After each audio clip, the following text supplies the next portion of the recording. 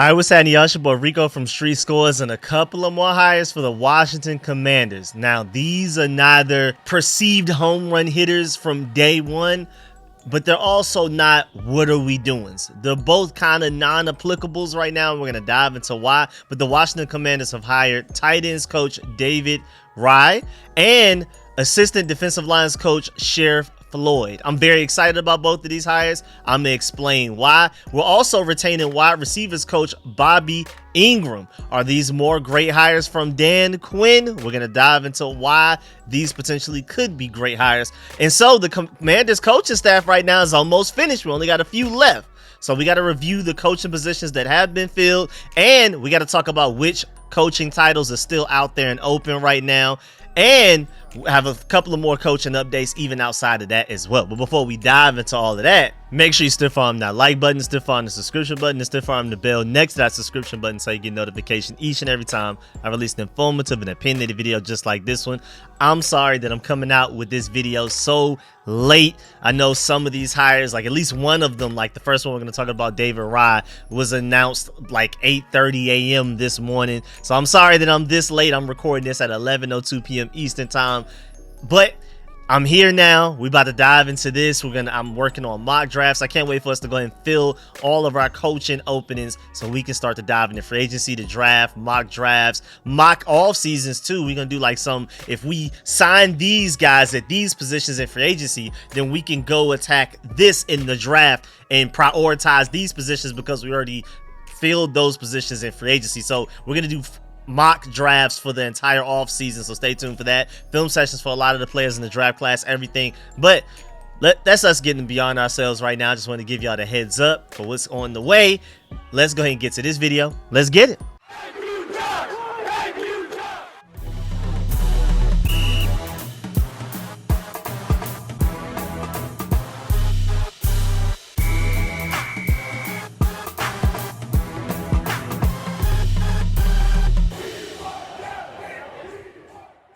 All right, so the first place I saw it, again, 8:30 a.m., Adam Schefter. Commanders hired former Buccaneers assistant coach David Raih as their tight ends coach, reuniting him with Cliff Kingsbury, whom he worked with in Arizona. He was most recently Tampa Bay Buccaneers senior offensive assistant, but he also played quarterback at Iowa from 1999 to 2002. He worked with Cliff Kingsbury at Texas Tech and for the Arizona Cardinals, so both college and NFL, and he has some years in Green Bay in the middle. But most notably, with Cliff Kingsbury, who is now our offensive coordinator. Back then, he was the Arizona Cardinals head coach. He spent 2 years as their wide receivers coach with Cliff Kingsbury, which is really interesting because when you dive into his history, like UCLA intern, Iowa graduate assistant, Texas Tech assistant quarterbacks coach, outside receivers coach, Green Bay coach and administrator, Green Bay assistant offensive lines coach, then still with Green Bay offensive perimeter coach, then he upgraded to the wide receivers coach, then the Cardinals wide receiver coach with Cliff Kingsbury, then he went to Vanderbilt as the offensive coordinator wide receivers coach, then Tampa Bay Buccaneers as a senior offensive assistant, and now he's here. And I don't know if y'all have noticed, but out of all of those titles that I gave you quarterbacks coach, I gave you receivers coach, I gave you offensive lines coach, I gave you offensive coordinator, but one thing I never told you was tight ends coach. This is his first time being a tight ends coach in his NFL career, which is really interesting. So basically, he's a question mark as far as how excited we should be about this hire. But again, like I keep saying, I'm giving this regime a big benefit of the doubt until they lose it. But looking around, a lot of people feel like this is another great hire potentially. But as of right now, me as Rico of RicoScores, I'm kind of like, I got to wait and see. Again, technically, we need to feel that way about this entire coaching staff just in general. Nothing is absolute. Who knows if a lot of these guys that have done great things, developed great players at other places, for some reason they come here and they just are not able to do that for some crazy reason.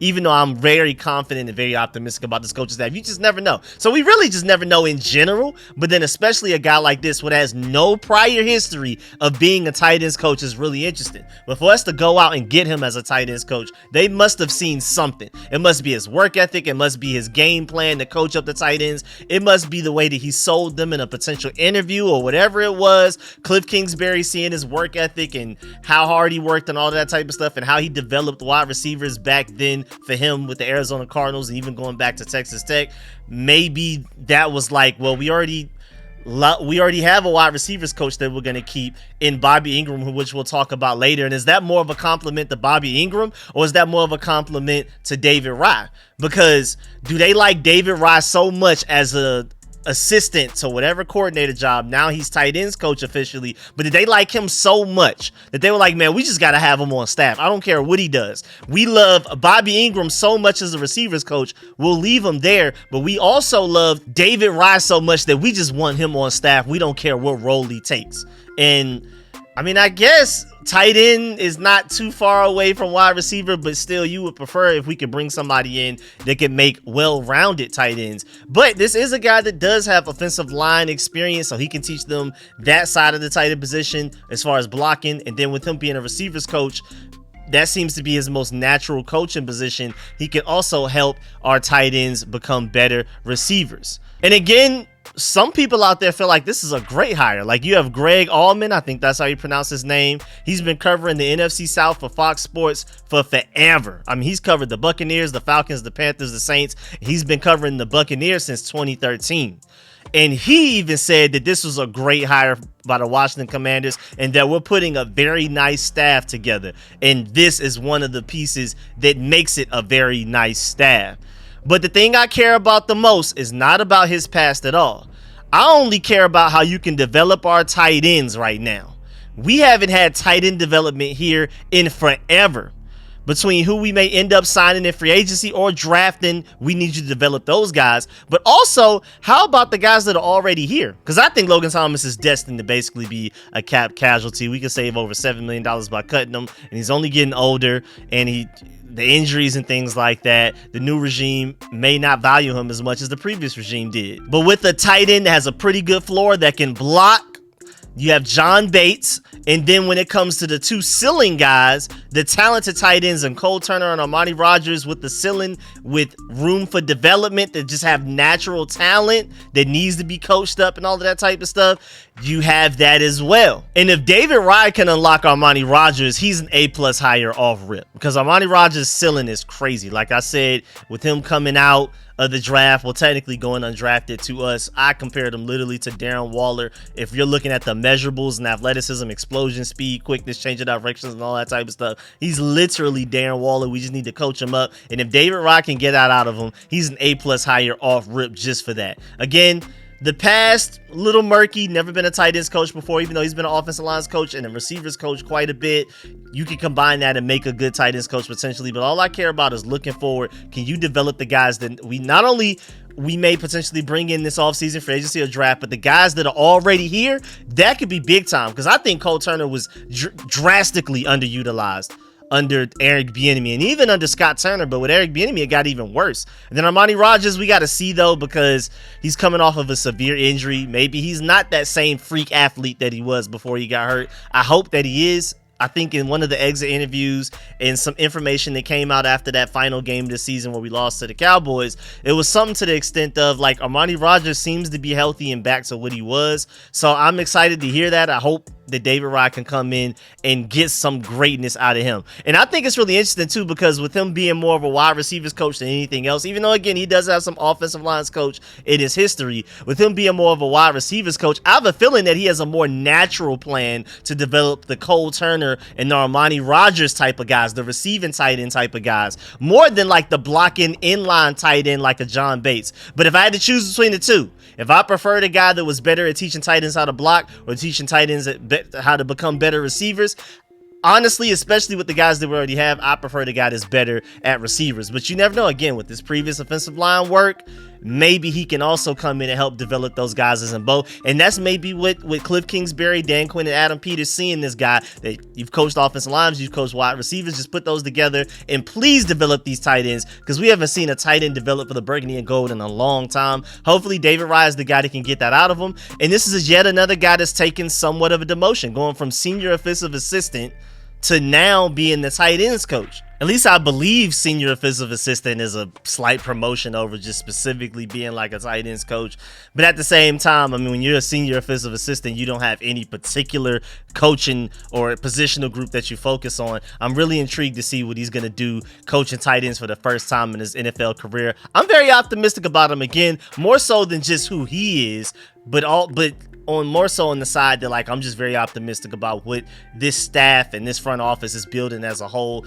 Ever since we hired Adam Peters, I think we've been killing it, just going down the line. So what reason would I have to not be optimistic about any of the hires that they make? Because the same guys, the same brain, the same work ethic, the same study, the same research that allowed them to go and steal Jason Simmons from the Raiders, to steal Larry Izzo from the Seahawks, to get Brian Johnson to come take a demotion to come here as a passing game coordinator, all of that type of stuff. That same group of people that made those hires, I'm just gonna have confidence that when they make other hires like tight ends coach from a guy that's fairly unknown, I just have no choice but to give them the benefit of the doubt and see how it works. It's an N/A right now, non-applicable when it comes to how exactly I feel about it. But again, for reasons I've already stated, I'm just gonna assume that they know what they're doing.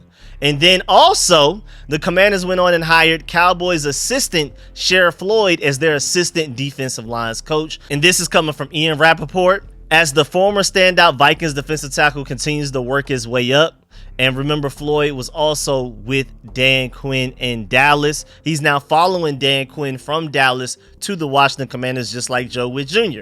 The 2013 first-round pick was assistant defensive lines and defensive quality control coach in Dallas just last year. Also, Floyd was initially coached by Dan Quinn at the University of Florida. It entered the league as a first-round defensive tackle selection by the Minnesota Vikings. Injuries cut his playing career short, but he pivoted to coaching back in 2023. So last year was like his first time ever being a coach ever. Just like Ryan Kerrigan's first time ever being a coach was last year. Same thing with this guy. And which is really interesting too, because now Ryan Kerrigan is going from being assistant D-lines coach to pass rush specialist, and then Sharrif Floyd, who we're talking about right now, is taking over the assistant defensive lines coach that Ryan Kerrigan was last year. And again, I think it's very notable that Ryan Kerrigan is moving straight to pass rush specialist. We'll talk about that soon. But you know, as a Georgia fan, UGA fan, us hiring more Florida Gators to this staff than Georgia Bulldogs is making me sick to my stomach. But not for real though, I'm very excited about this opportunity for him, especially because to go from player to coach, and he's just starting. That's why he's the assistant defensive lines coach. He's not the defensive lines coach.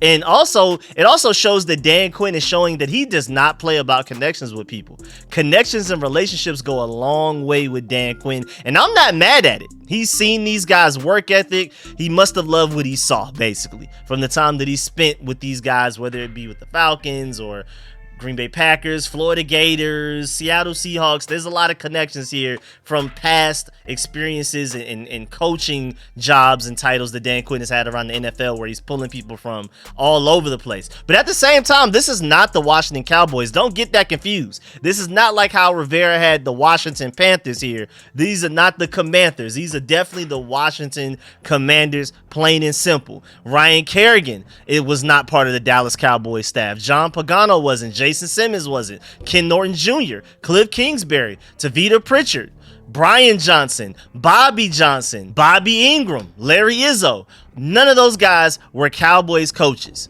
So Dan Quinn may have brought a couple of guys with him from the Cowboys, but it's not like he brought everybody. This is not the Washington Cowboys type of situation, just to go ahead and get that out the way.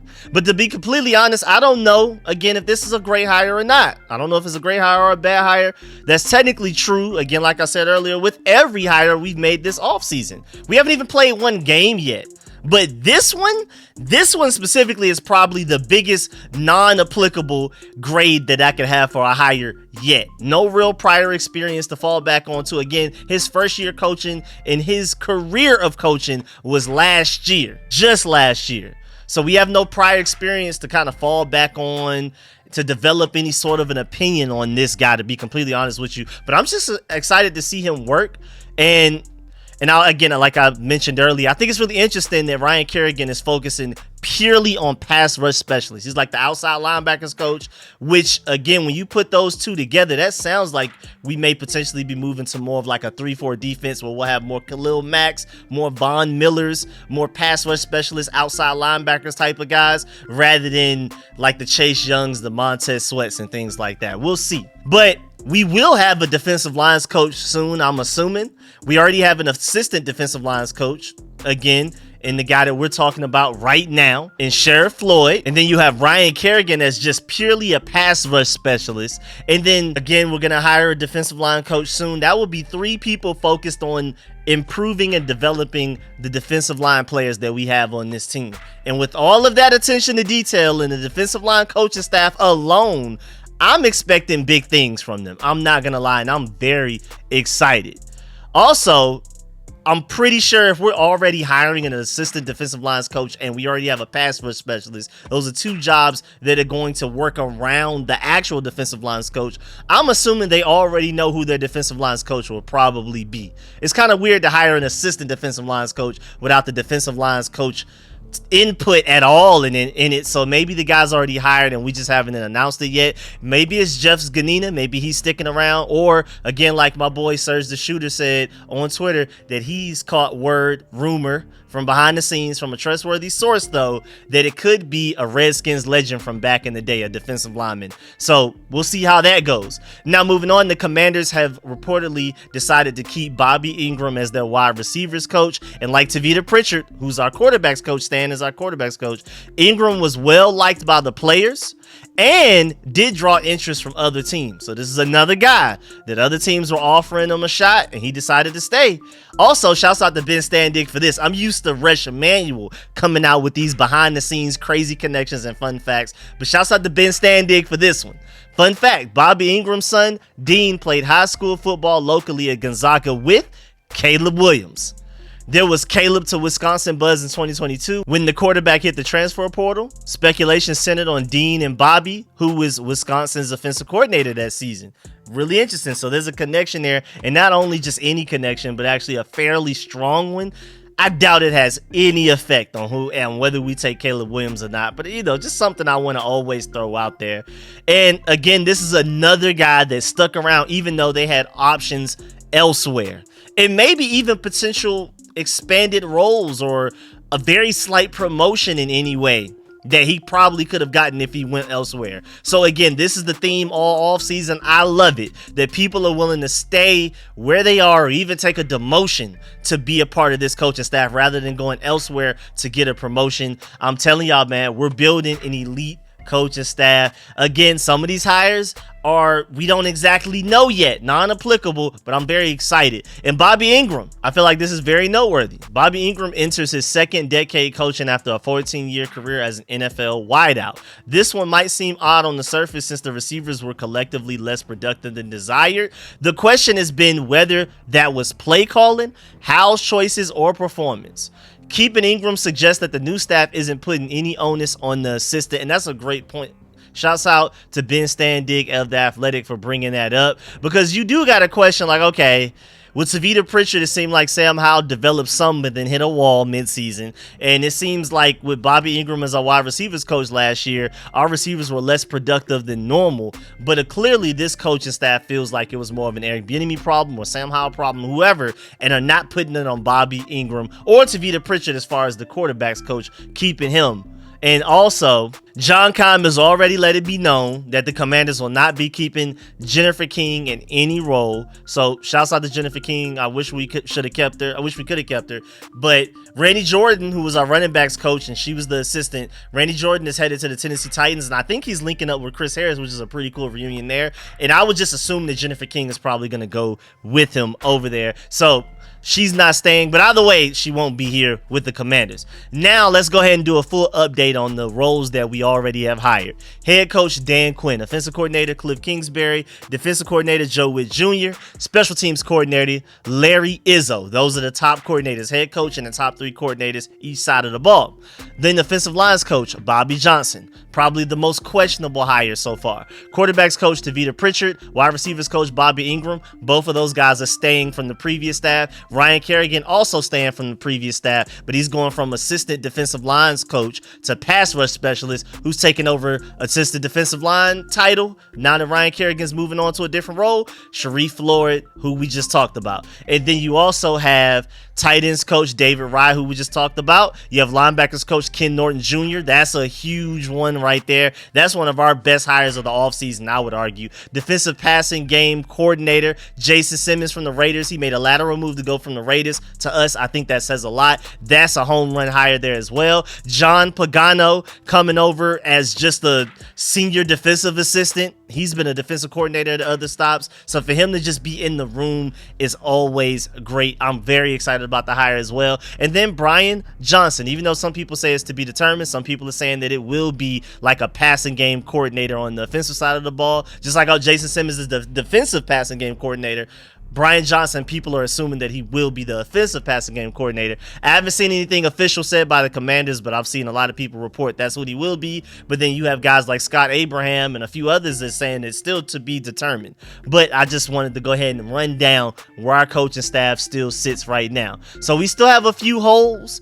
And of course, like when it comes to DB's coach, y'all know who I want. My boy, Al Harris. Y'all already know I want Al Harris from the Cowboys, especially if the Cowboys make the stupid decision of letting them go. They blocked us from interviewing them the first time. Then they hired a new defensive coordinator. What if that new defensive coordinator doesn't want to keep Al Harris, and then he will officially be a free agent, and then the Cowboys can't block us from interviewing him? So I hope we pull that. But at the same time, man, even with all of these great hires that it looks like we have on the surface, guys that have done elite things, have developed players, have just look like geniuses on other staffs, they got to come here and mesh together very well for this to make sense and for it to work out. Because the Panthers, a lot of people were talking about them having an all-star staff last year, and that completely fell under. That completely crumbled. They had a great staff on paper, just like we have a great staff on paper going into this offseason, but theirs failed. Hopefully ours works out. I'm just going to assume that David Tepper was a big reason why it failed, and we have Josh Harris instead. So I already like our odds way more than what the Panthers had going on last year.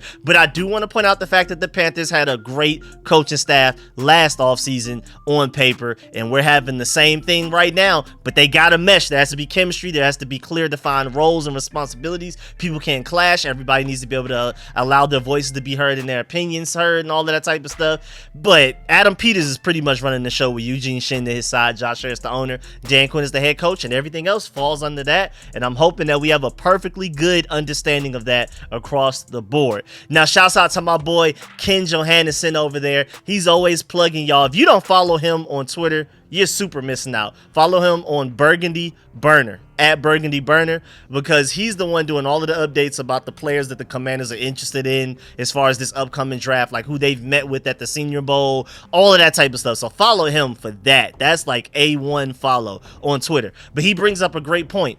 1 month from today, and this is as of February 13th. By the time y'all see this video, it'll probably be like shortly after 12 a.m., February 14th. But as of February 13th, free agency begins 1 month from February 13th, and the legal tampering period starts 2 days earlier than that. The combine is also 2 weeks away from February 13th, as in yesterday. And so basically the offseason is about to kick into overdrive. We're all super excited. Shouts out to Ken Johannesson for that again. We're very close to things being like taken off, man. Combine, pro days, all kinds of stuff, free agency, draft. Oh man, I'm super excited, man. So make sure y'all stay tuned, because I'm gonna keep you updated on all of that, man.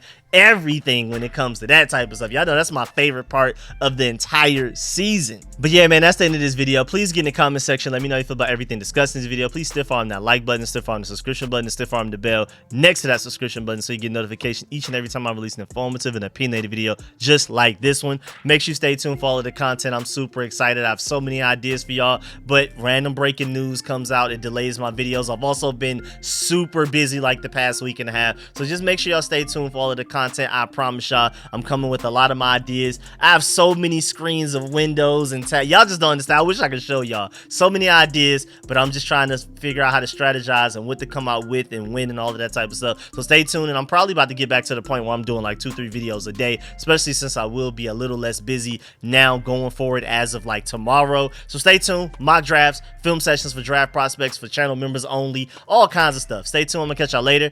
I'm out.